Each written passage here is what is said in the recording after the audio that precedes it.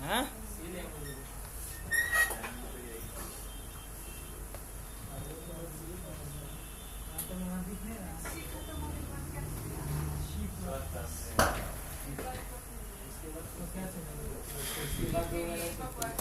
Use of point, use of pointer, गप मत करो। Hash include stdio dot h, hash include conio dot h। Use of अगर pointer की बात करें तो इसमें पहला हमने यूज क्या सीखा था?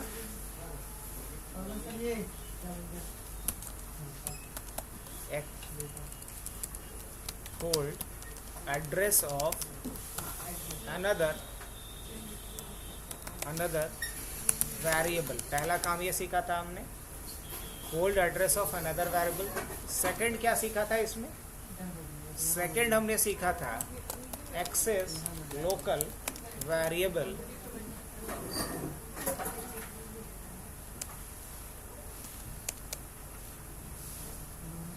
Beyond their scope. हमने लोकल वेरिएबल को उसके स्कोप के बाहर से यूज करना सीखा था, यही बात ना।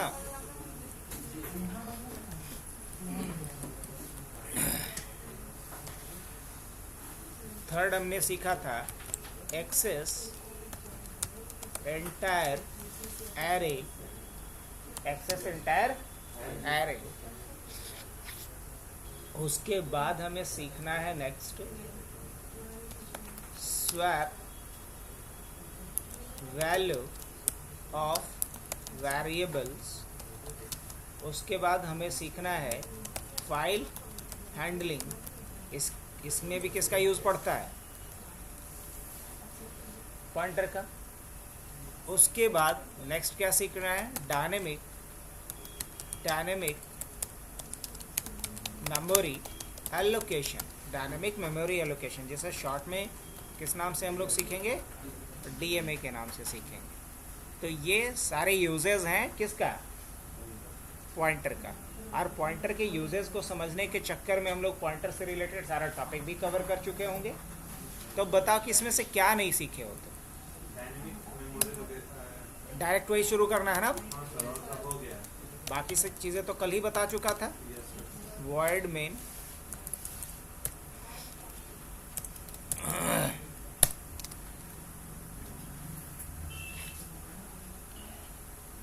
तो आज का टॉपिक हमारा इसमें से रहता है डीएमए। क्या रहता है? DMA, dynamic memory allocation. Dynamic memory allocation का मतलब क्या होता है? Allocation of memory at run time. अगर मेमोरी का एलोकेशन रन टाइम पे होता है तो इसे कहते हैं डायनेमिक मेमोरी एलोकेशन। एक होता है एसएमए। एसएमए का मतलब होता है स्टैटिक मेमोरी एलोकेशन। डीएमए का मतलब क्या होता है? Dynamic memory allocation. और एसएमए का मतलब होता है स्टैटिक मेमोरी एलोकेशन। तो स्टैटिक मेमोरी एलोकेशन, तो स्टैटिक मेमोरी एलोकेशन और dynamic memory allocation. Static memory allocation का मतलब होता है allocation of memory eight compile time. अगर कंपाइल टाइम पे मेमोरी एलोकेट हो जा रहा हो तो उसे क्या कहेंगे? एसएमए या static memory allocation.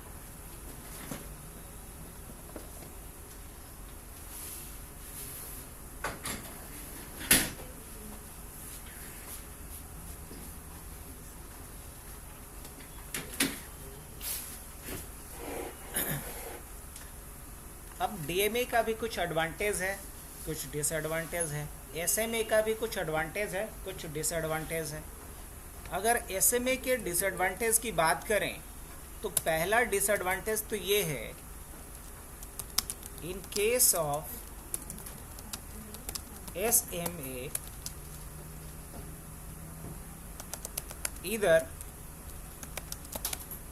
suffer from shortage of memory और वेस्टेज ऑफ। अब ऐसे में दो केस बनता है, या तो मेमोरी कम पड़ जाएगा या मेमोरी बर्बाद होगा। इसका क्या अर्थ है? इसका ये अर्थ है कि अगर मान लो कि हमने कोई एक मेमोरी एलोकेट किया, कुछ ऐसे ऑलरेडी जानते ही होगे, तो मैं सीधा कोड लिख के समझा रहा हूँ आपको।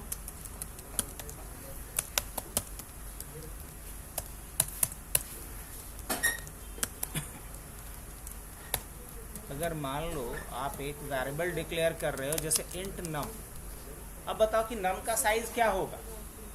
नम का साइज होगा 2 बाइट का। अगर इसमें 1 बाइट का डेटा रखेंगे तो क्या 1 बाइट बर्बाद हो जाएगा, और अगर 3 बाइट का डेटा रखना चाहे तो पॉसिबल नहीं है, कम पड़ जाएगा। तो SMA इसको क्या बोलेंगे? ये मेमोरी जो एलोकेट हुआ है नम नाम का, इस कौन से मेथड को यूज करके एलोकेट किया गया है? SMA का, स्टैटिक मेमोरी एलोकेशन टेक्निक को यूज करके ये मेमोरी एलोकेट हुआ है। अब पहला प्रॉब्लम यह है कि अगर नम में हम 1 बाइट डेटा रखते हैं तो 1 बाइट बर्बाद हो जाएगा, और 3 बाइट रखना चाहे तो कम पड़ जाएगा, जो रख ही नहीं पाएंगे। तो यहाँ शॉर्टेज भी है और वेस्टेज भी है। अब मान लो कि काजल के घर में अगर कोई गेस्ट आ जाए और पहले ही से तय करके रखे कि वो तो 4 ही रोटी खाएंगे। अब 2 बातें हो सकती है, या तो वो ज़्यादा रोटी खाने वाले रहे तो भूखे रहना पड़ जाएगा उनको, और कम खाने वाले रहे तो 4 रोटी अगर एक बार में दे दी है, सर्व कर दी है, तो हो सकता है कि 2 ही रोटी खाने वाले हो तो 2 वेस्टेज चला जाएगा। लेकिन कितना बढ़िया रहेगा, जितना वो खाते जाए उनको सर्व करते जाए, मतलब ज़रूरत के हिसाब से। तो वहाँ क्या न वेस्टेज होगा, न शॉर्टेज होगा, न बर्बादी न कमी होगा, नहीं। तो अगर पहले ही ये तय कर ले कि इनको 4 ही देना है, चाहे उनका रिक्वायरमेंट 4 से कम का हो या ज़्यादा का हो, तो इसको क्या बोलेंगे? इसको बोलेंगे कंपाइल टाइम मेमोरी एलोकेशन। लेकिन जब लास्ट में हम तय करें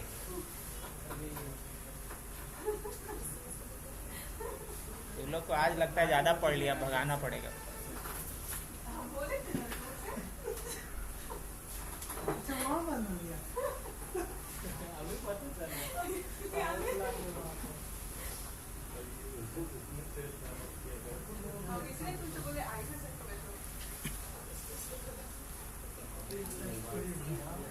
दूसरा प्रॉब्लम यहाँ पे ये आएगा कि इसमें सिर्फ इंटीजर टाइप का वैल्यू स्टोर किया जा पाएगा।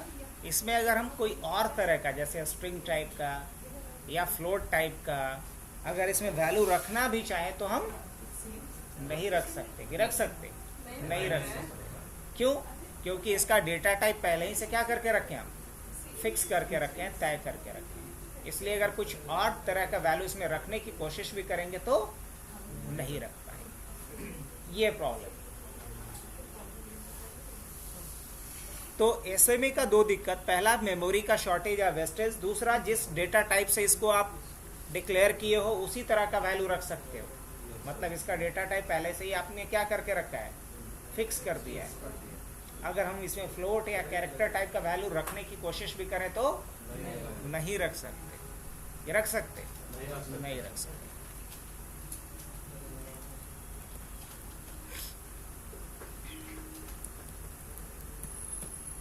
अब इसी का सॉल्यूशन क्या है? DMA, dynamic memory allocation. Solution कैसे इसको बोलेंगे? क्योंकि इसमें मेमोरी का एलोकेशन रन टाइम पे होता है, मतलब यूज़र जो वैल्यू डालेगा उतना ही बड़े साइज़ का मेमोरी बनेगा, पहली बात। अब इससे ना शॉर्टेज होगा ना वेस्टेज होगा, इसलिए अभी रोटी वाला एग्जांपल लिया था। अब चलो इसको कैसे इम्प्लीमेंट करते हैं वो देखते हैं।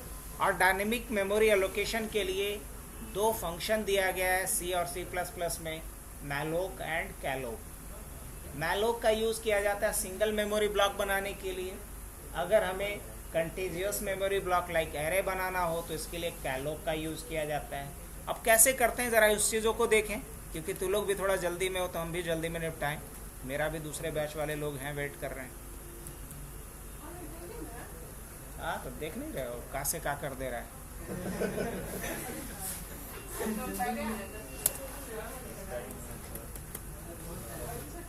अब इसके बाद हम लोग सबसे पहले इसमें डेटा रखने की कोशिश करते हैं। तो क्या प्रिंट है, enter value of num, enter value of num, scanf, और क्या डालेंगे यहाँ पे %d, एम्परसेंड क्या लिखेंगे, एम्परसेंड नम, ऐसे। अब अगर हम लिखते हैं वापस से प्रिंट है value of num is %d और नम। अभी बताओ कि ये जो नम है SMA का यूज़ करके बनाया गया कि DMA? तो बोलोगे कि SMA का यूज़ करके बनाया गया। यहाँ जो भी वैल्यू डालेंगे वो दिखाएगा। हाँ, बिल्कुल परफेक्ट है। अब हम देखते हैं DMA का यूज़ करके कैसे वेरिएबल बनाया जाता है। DMA, dynamic memory allocation. तो इसके लिए हम लोग यूज़ करेंगे क्या, मैलोक। किसका यूज़ करेंगे, मैलोक का।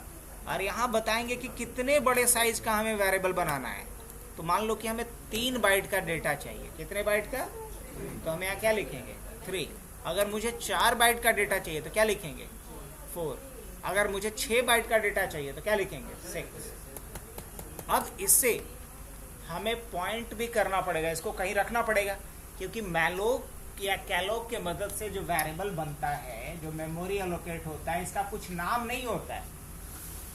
अब SMA के थ्रू जो मेमोरी एलोकेट करते हो इसका नाम दिए हो ना जी, नम। तो एक ब्लॉक बना होगा जिसके नीचे नाम लिखा हुआ है नम, लेकिन जब मैलोक या कैलोक के मदद से कोई मेमोरी ब्लॉक बनाओगे तो इसका कुछ नाम बाय डिफॉल्ट नहीं रहता है। हम नाम दिए हैं कहीं नहीं। तो अगर कोई भी ऐसा मेमोरी ब्लॉक है जिसका कोई नाम नहीं है तो इसका एड्रेस किसी वेरिएबल में डाल देंगे और उस वेरिएबल के द्वारा इसको एक्सेस कर सकते हैं। हाँ, तो एक वेरिएबल का एड्रेस जिस दूसरे वेरिएबल में रखते हैं उसका टाइप क्या होना चाहिए, पॉइंटर। क्या होना चाहिए, पॉइंटर, क्योंकि पॉइंटर वेरिएबल ही कैपेबल होता है किसी दूसरे वेरिएबल के एड्रेस को होल्ड करने में। तो हमें यहाँ एक पॉइंटर टाइप का वेरिएबल बनाना पड़ेगा, जो मैं बना दे रहा हूँ। मान लो हम यहाँ एक वेरिएबल बना देते हैं फ्लोट, और क्या लिखेंगे p। क्या लिखेंगे, फ्लोट p। अब हम चाहते हैं कि ये एड्रेस किस में रहे, p में रहे, तो हम क्या लिखेंगे p = मैलोक फलाना। अब हम चाहते हैं कि ये वैल्यू कहाँ स्टोर हो, ये वैल्यू स्टोर हो कहाँ पे, p में। p लिखेंगे मतलब किस में स्टोर होगा, उस वेरिएबल में जो मैलोक की मदद से बना है, ये ना। अब मुझे इसके वैल्यू को प्रिंट करना है तो नम तो नहीं लिखेंगे, नहीं सर। तो क्या लिखेंगे, $p लिखेंगे। $p मतलब वैल्यू ऑफ। हाँ, अब जब रन करते हैं यहाँ पे कुछ एरर आ रहा है, malloc should have a prototype. अब ये इसलिए आ रहा है क्योंकि ये जिस हेडर फाइल में रहता है उसे हमने इंक्लूड नहीं किया है, लाइक stdlib। क्या नाम है इसका, stdlib, इसलिए एरर आ रहा है। तो हम ऊपर चलते हैं और हमने यहाँ एक क्या डिक्लेयर करना होगा, तो एक और हेडर फाइल को इंक्लूड करना होगा, दैट इज stdlib.h। अब जब रन करेंगे, अब एक एरर आ रहा है, और वो एरर आ रहा है इसलिए क्योंकि .cpp में इसको सेव कर रहा हूँ। अगर .c में करते तो ये एरर नहीं आता। ये कन्वर्जन का एक एरर आ रहा है, कह रहा है can not convert void pointer to float pointer. आप वाइड को फ्लोट में चेंज नहीं कर सकते। तो इस पूरे के पहले इसको किस में कन्वर्ट कर लो, इसको फ्लोट में कन्वर्ट कर लो, क्योंकि पॉइंटर का एक स्वभाव होता है कि वो जिस तरह का है उसी तरह के दूसरे वेरिएबल को पॉइंट कर सकता है। और ऐसे भी हम लोग सुने होंगे, हमारा जैसा विचार होता है पूरी दुनिया हमको ऐसे ही दिखती है। अब बात भी सही है बहुत हद तक, नहीं। चोरवन को हमें पूरा दुनिया क्या दिखेगा, चोर ही दिखेगा। अगर कोई संत है, वाकई रियल सेंट जिसको बोलते हैं, उसमें सब में अच्छी आत्मा दिखता है, दुरात्मा में भी उसको अच्छा ही आत्मा दिखेगा। अब रन करते हैं, क्या आ रहा है, can not cast from void pointer to float pointer.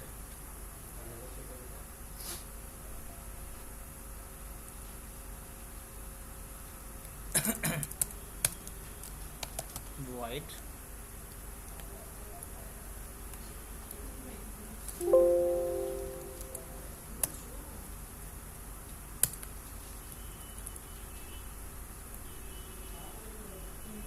oh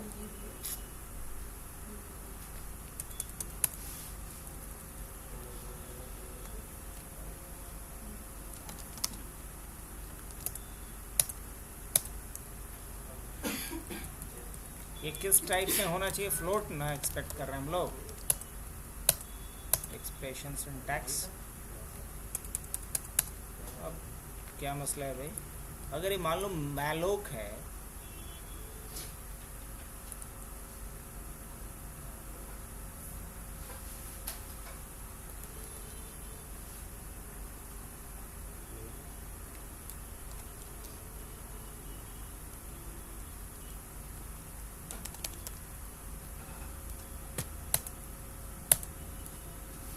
cannot cast from void pointer to float।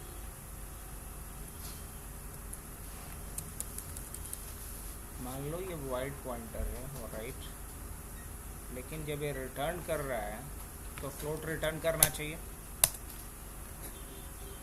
Can not convert void pointer to float. अगर कुछ भी नहीं लिखे हैं तो ये void रिटर्न कर रहा है, कुछ भी नहीं किए हैं तो ये void रिटर्न कर रहा है, ऑलराइट। लेकिन मैं क्या चाह रहा हूँ कि ये क्या रिटर्न कर दे? ये रिटर्न करे फ्लोट। क्या रिटर्न करे? फ्लोट।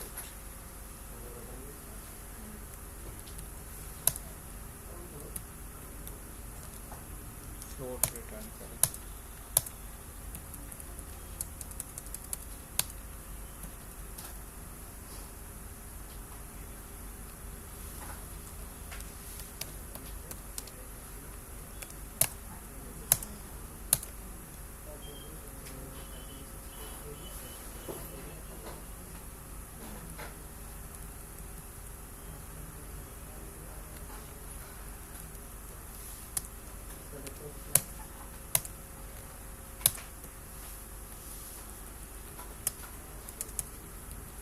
चलो मान लो यहाँ हमने क्या लिखा? फ्लोट। क्या रिटर्न करेगा ये? फ्लोट। लेकिन ये सिंटैक्स गलत है, रिटर्न वाला ऑपरेशन पहले लिखा जाता है। अच्छा चलो, इसका टेम्प्ररी जो सोल्यूशन है वो मैं अभी कर दे रहा हूँ। इसको हम लोग ऐसे नहीं लिख करके इसको सेव एज करते हैं। इसका प्रॉब्लम देखना कैसे गायब हो जाएगा। एग्जाम्पल DA में .c लिख देता हूँ। अब जब रन करेंगे कोई एरर नहीं आएगा। यहाँ एरर आ रहा है इसलिए क्योंकि क्लियर स्क्रीन को पहले सी में नहीं लिख सकते, इसको डिक्लेरेशन के बाद लिख सकते। CLR SCR, इस बात का एरर आ रहा था। अब कोई एरर नहीं है। यहाँ पे क्या डालेंगे हम? कोई एक वैल्यू डालेंगे, जैसे 20 या 12 डालते हैं बस। क्या आ रहा है? Value of num is 0। क्या आना चाहिए था? 12 आना चाहिए। तो यहाँ क्या लिखेंगे? %। अब अगर हम डालते हैं 12 तो क्या वैल्यू आना चाहिए? 12, बट अभी भी क्या आ रहा है? स्टिल 0 आ रहा है।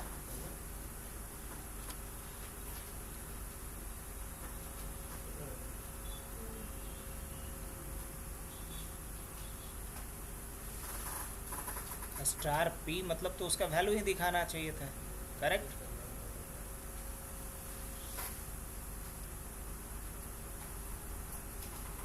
और P कहने का मतलब क्या हुआ? उसका जिसको पॉइंट कर रहा है। मान लो यहाँ पे 11 डालते हैं तो क्या आना चाहिए? वैल्यू ऑफ नम इज 0 आ रहा है, यहाँ 11 आना चाहिए। कुछ तो गड़बड़ है।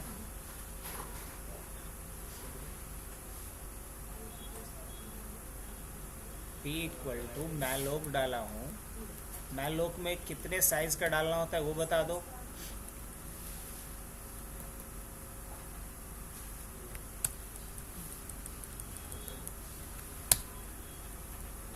यहाँ डेटा इनपुट लेना है मुझे उस लोकेशन पे, तो हम क्या लिखेंगे यहाँ पे? अगर सिर्फ पी भी लिखता हूँ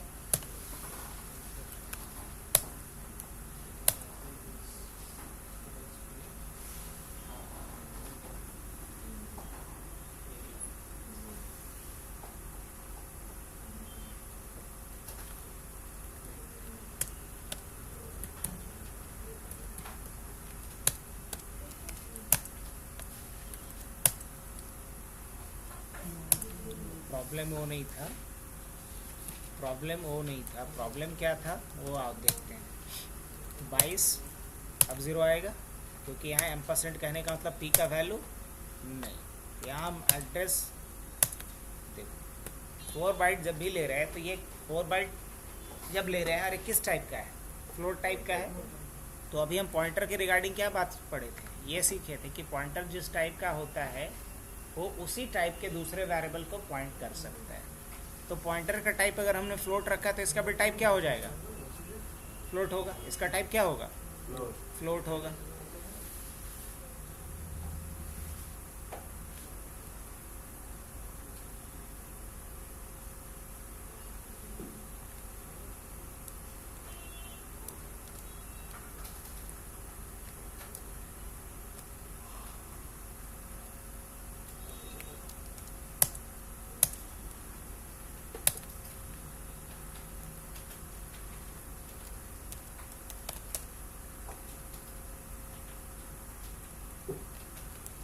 अब अगर हम इसको वापस से किस फॉर्मेट में करने जा रहे हैं, एग्जाम्पल DMA1.cpp। अब रन करके देखते हैं, अभी भी यहाँ पे एरर आ रहा है।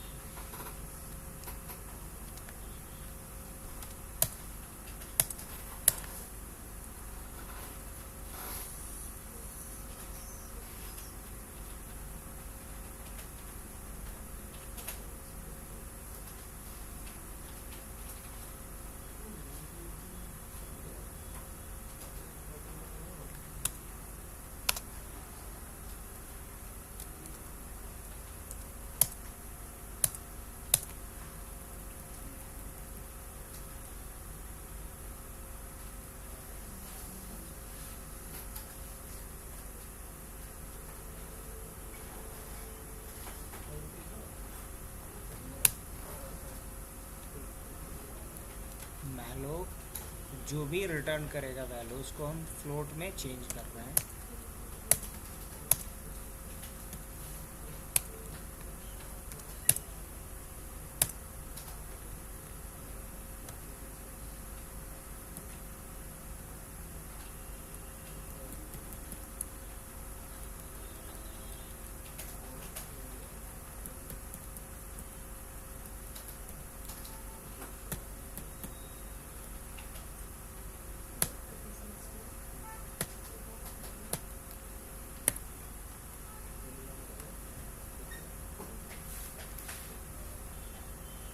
अच्छा वॉइड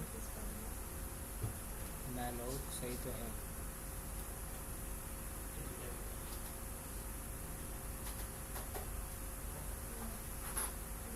तो मैं भी तो ये डाल रहा हूँ, वॉइड के बाद स्टार डाल दिया, उसके बाद मैलोक डाल दिया, ठीक है। साइज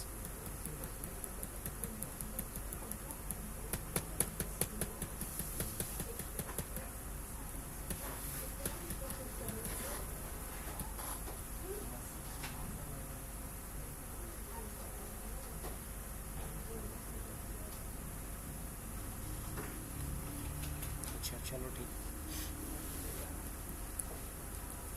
देखो गड़बड़ ये हो रहा है, बस इसको किस में रख लेना है, इसको हमें ब्रैकेट के अंदर रख लेना है, बाकी कुछ नहीं। अब ये चल जाएगा कोड हमारा। एक ब्रैकेट का इशू था, 33 वैल्यू आ रहा है बिल्कुल। तो ये C++ स्टाइल में कुछ ऐसा लिखोगे, पहले जो मैलोक वैल्यू रिटर्न कर रहा है उसको बदल देना है किस में, तो जिसमें बदलना है। अभी जैसे कि इसमें वही एरर आएगा जो लास्ट टाइम आ रहा था, can not convert void pointer to float. अभी ये खुद से नहीं कन्वर्ट कर पाया तो हम खुद से कन्वर्ट कर लेंगे, इसको उसमें कन्वर्ट करेंगे जो पी का टाइप है। तो पी का टाइप क्या है, फ्लोट। तो यहाँ किस में कन्वर्ट करेंगे, फ्लोट में।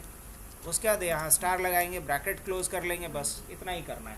अगर सी यूज़ कर रहे हो तो इतना तामझाम का कोई ज़रूरत ही नहीं है। जो ऑलरेडी दिखा चुका हूँ। अब यहाँ पे क्या डालने वाले हम 44, अब दिखा रहा है ये 44 को इस तरीके से। अब डीएमए में अगर हम लोग किसका यूज़ कर रहे हैं, डीएमए में हम लोग अगर यूज़ कर रहे हैं मैलोक का, तो इससे सिंगल ब्लॉक क्रिएट कर रहा है। अगर हमें कोई एक एरे क्रिएट करना है तो एरे क्रिएट करने का कोई अलग तरीका होगा। हाँ बिल्कुल, एरे के लिए अलग तरीका है। क्या तरीका है एरे के लिए, ज़रा उसको देख लेते हैं हम लोग। तो एरे क्रिएट करने के लिए एक और हम लोग ब्लॉक यहाँ बना लेते हैं, स्टार क्यू, और उसके बाद लिखना होगा मुझे क्यू इक्वल टू, अच्छा कितना बढ़िया रहेगा, चलो इस एग्जाम्पल को थोड़ा और बेहतरीन बनाया जाए। जैसे मैं चाह रहा हूँ कि यूज़र से पूछूं पहले कि भाई कितना स्टूडेंट का रोल नंबर आपको रखना है, जितने स्टूडेंट का रोल नंबर रखना है उतना बड़ा आपके लिए हम क्या बना के देंगे, मेमोरी ब्लॉक बना के देंगे। ज़्यादा बढ़िया रहेगा। चलो इसी एग्जाम्पल को हम लोग करके देखना चाहते हैं। तो सबसे पहली बात हम लोग इंटर नंबर ऑफ स्टूडेंट ये हमने बना दिया, और एक पॉइंटर वेरिएबल हमने बना दिया इंटीजर टाइप का ही p, क्या बनाया p। अब ये जो मेमोरी एलोकेशन है इसको क्या बोलोगे, SMA की DMA बोलोगे, SMA का है भाई, तो पहले ही तो ये देखो इंटू लिख दिए हो। अब हम क्या पूछने वाले हैं यहाँ पूछने वाला हूं मैं printf enter number of student, enter number of स्कैनf, और क्या लिखेंगे यहाँ पे %d %NOS number of student. अब जितना नंबर ऑफ स्टूडेंट होगा हम चाहते हैं उतना ही ब्लॉक का एक एरे क्रिएट हो, जितना नंबर ऑफ स्टूडेंट हो उतना ही ब्लॉक का एक एरे क्रिएट हो। तो इसके लिए क्या लिखना होगा मुझे, इसके लिए हमें यहाँ पे लिखना पड़ेगा p इक्वल टू कैलोक, क्या लिखना होगा कैलोक। और कैलोक में 2 पैरामीटर जाता है, कौन कौन सा 2 पैरामीटर जाता है, पहला जाता है नंबर ऑफ ब्लॉक्स, कितना ब्लॉक बनाना है।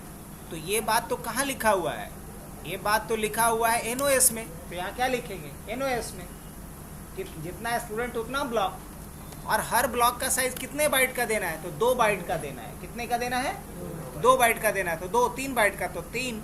अब इसको कन्वर्ट भी करना पड़ेगा बच्चा, तो कन्वर्ट करने के लिए अभी तो हमने सीखा है इसको इंट पॉइंटर में कन्वर्ट करना है। तो क्या लिख देंगे कैलोक से पहले इंट पॉइंटर। अब ये जो मेमोरी ब्लॉक बना उसके अंदर हमें डेटा स्टोर भी करना है ना। तो क्या चलाते हैं, एक लूप चलाते हैं, या ऊपर में एक वेरिएबल बना लेते हैं आई, और लूप चला करके इसके सारे ब्लॉक में डेटा एक्चुअली करेगा क्या। अगर मान लो किसी ने एक डाला 3, किसी यूजर ने डाला 3, नंबर ऑफ स्टूडेंट 3, तो क्या करेगा 3 ब्लॉक का एक एरे बना देगा। अब यहाँ वैल्यू इंसर्ट करना है, यहाँ करना है, यहाँ करना है, ये काम कैसे होगा, लूप चला करके। तो यहाँ इंटर नंबर ऑफ स्टूडेंट के जगह पे नंबर ऑफ सब्जेक्ट डाल देंगे, ज़्यादा रेलेवेंट लगेगा, नहीं इंटर नंबर ऑफ सब्जेक्ट। अब यहाँ लूप चलाता हूँ मैं, क्या डालेंगे यहाँ पे i equal to 0, i equal to 0, i is less than कितना NOS, जितना नंबर ऑफ सब्जेक्ट हो, और उसके बाद i प्लस प्लस, हाँ कि ना, बिल्कुल। अब यहाँ क्या करना है मुझे, printf inter marks of subject और %d, inter marks of subject %d, और यहाँ वैल्यू कहाँ से आएगा, i+1 से, inter marks of subject like 1 2 ऐसे करके आएगा अब ना। और यहाँ इनपुट लेने के लिए क्या लिखेंगे %d, और कहाँ डेटा जाएगा ये, तो ये डेटा जाएगा एम्परसेंड किसके ऊपर, ये जाएगा p+i पे, कहाँ जाएगा p+i पे। वहाँ डेटा जाएगा। अब ऊपर में एक टोटल नाम का वेरिएबल और ले लेता हूँ मैं। किस नाम से? टोटल के नाम से। इनिशियली टोटल का वैल्यू क्या रख लेंगे? 0। और यहाँ क्या लिखूंगा मैं? Total equal to total plus क्या? p प्लस आई। लेकिन p प्लस आई लिखेंगे तो ये एड्रेस होगा, मुझे इसका क्या चाहिए? वैल्यू चाहिए, है ना? तो ऐसे कुछ लिखेंगे टोटल के लिए। अब फाइनली ये लूप भी चल गया, डेटा भी टोटल होके आ गया। अब मुझे प्रिंट कर लेना है, तो क्या लिखेंगे? printf टोटल /n लगा लेता हूँ। Total marks of all student is %d और टोटल मार्क्स किस में है? टोट नाम के वेरिएबल में है। अब जब रन करके देखेंगे इस कोड को तो पूछेगा इंटर नंबर ऑफ सब्जेक्ट। मान लो कि हम अभी 2 ही सब्जेक्ट डालते हैं सपोज, तो क्या पूछ रहा है? Inter marks of subject 1। मान लो कि हमने डाल दिया यहाँ पे 45, सेकंड वाले में हमने डाल दिया 55, तो टोटल क्या दे देगा? 100। बिल्कुल सही, हाँ कि ना? फिर से रन करता हूँ मैं। नंबर ऑफ सब्जेक्ट में 3 डालता हूँ इस बार, तो 3 ब्लॉक का एरे बनेगा इस बार। अब अगर मान लो मैंने डाल दिया यहाँ पे 30, फिर हमने डाल दिया 50, फिर डाल दिया 70, क्या मार्क्स आना चाहिए? 150। फिर से रन करते हैं। इस बार नंबर ऑफ सब्जेक्ट हम 4 डालने वाला है, तो कितनी बार ये? हाँ, मान लो कि 30, 40, 50, 60, क्या मार्क्स आएगा? तो ये प्रोग्राम ज़्यादा इफिशिएंट है कि पहले जो हम लोग पढ़ते थे वो था। ये है क्यों?